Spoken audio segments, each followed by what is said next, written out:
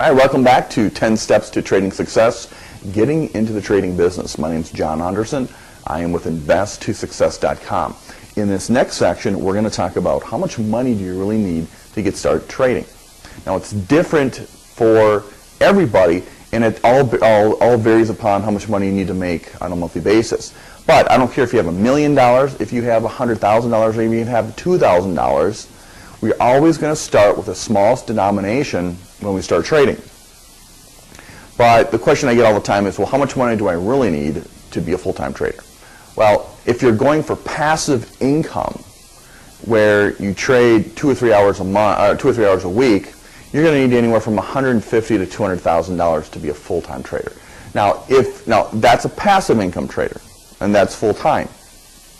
If you're going to be a day trader, well, you can get it started with as little as $2,000 to be full-time. But let's be realistic. Okay, we're not going to jump in with all of our money and all of our 401k money right away. So as a passive income trader, I'm going to tell you the real number is $3,000 to get started. And that's probably a little bit high.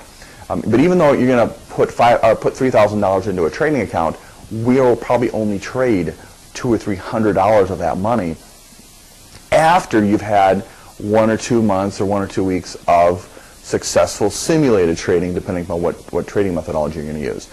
For day trading, you really need about $2,000 to get started, which isn't a whole lot of money, but it's basically the requirement of the broker that says, hey, look, we're not going to even let you open an account until you put $2,000 with us. Then you could just take the account down to $500 or $600 and start day trading. So it really doesn't take a lot of money, but look at it as if you were to put $2,000 in an account, and once you're successful, you could make anywhere from $100 to $300 a day on that $2,000. So it doesn't take a lot of money to make a little bit amount of money. The brokers these days, they give you plenty of leverage, which is good and bad. If you know what you're doing, leverage is great. If you don't know what you're doing, leverage is a quick destruction of your trading account. So that's why we like to simulate your trades. I would not recommend going and get a second mortgage, going and getting a loan, and borrowing off your credit cards to getting into the trading business. You should use capital that you've saved and have as readily available. If you want to call your rich uncle or aunt and borrow money from them, that's one thing. If your spouse or significant other is really encouraging you to go into this business, go ahead and get money that way. But don't get into debt, because then you're trading with higher stress, and there's other factors that are influencing your trading, because you're thinking, okay, well, I'm borrowing this money and I've got to make, let's just say $100 to pay back this person. It adds a pressure, ooh, I have to trade. And you never want to be in a situation where you have to take a trade. You want to be in a situation where if the trade is right and if things are setting up the way they should, then you get into the trade. So that's the outlook you want to take when you're getting into the trading business.